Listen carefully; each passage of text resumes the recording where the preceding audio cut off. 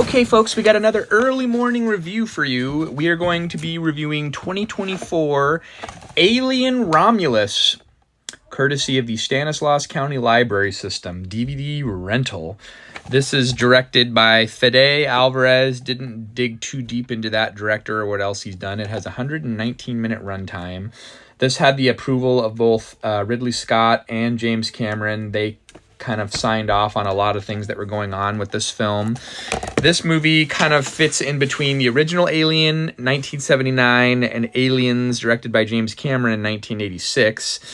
It's also somewhat of a prequel to the last Ridley Scott-directed Alien film, which came out in 2017, Alien Covenant, and it pulls from video games.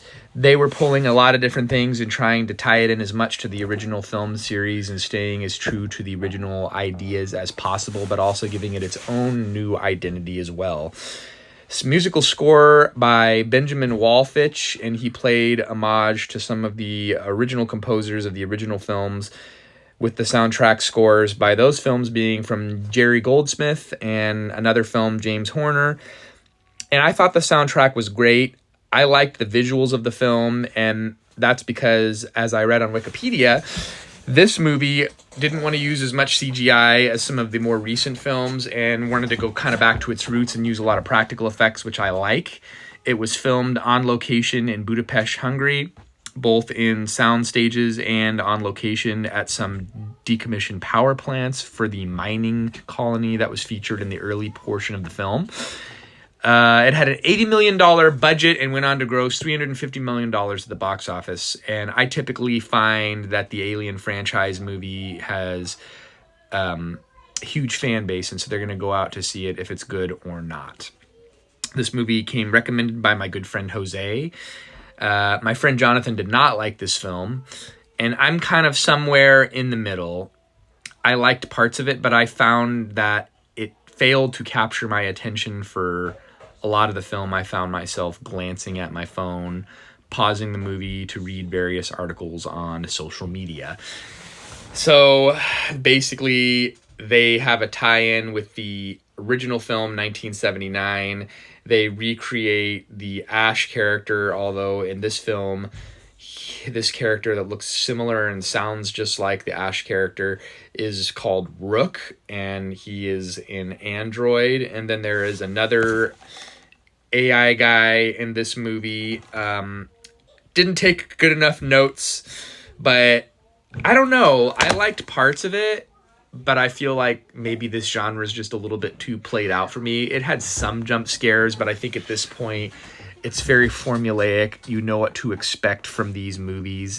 This is like the 7th or 8th movie in this franchise, and I'm tired.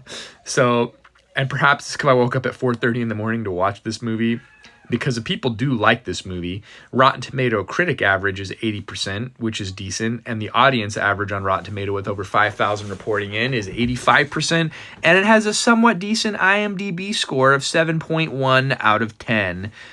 And obviously, people liked it because of it grossed $350 million at the box office, so it's an entertaining movie, but it's just not my favorite movie, and I'm glad I rented it for free at the library. This is the first Alien franchise film that is from the Walt Disney Studios, because they bought 20th Century Fox, which is weird because now it's just called 20th Century Studios.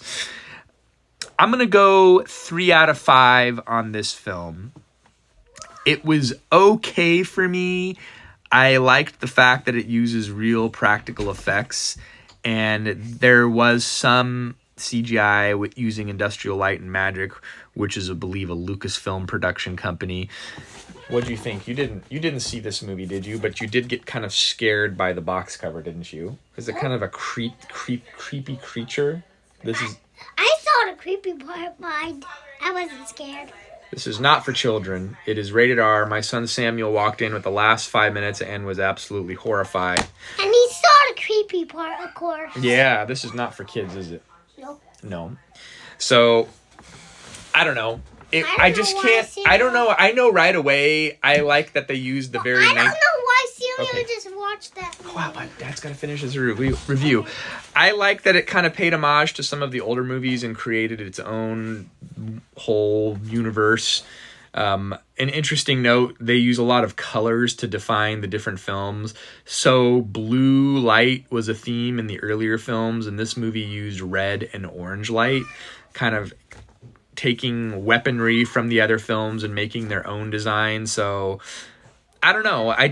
I know right away when it's going to be like a 5 out of 5. And at first I was like, maybe. And then as the movie kind of wore on, I'm just kind of like, 3 out of 5. It's just kind of a middle of the road. To me, the first 2 films are where it's at. And this is just a red box rental for me. Sorry for those of you who love this film.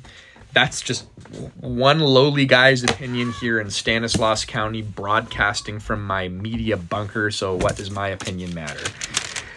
It doesn't. It's what you get, what you pay for, which is free review on YouTube. Thanks for watching, folks. We'll see you next time.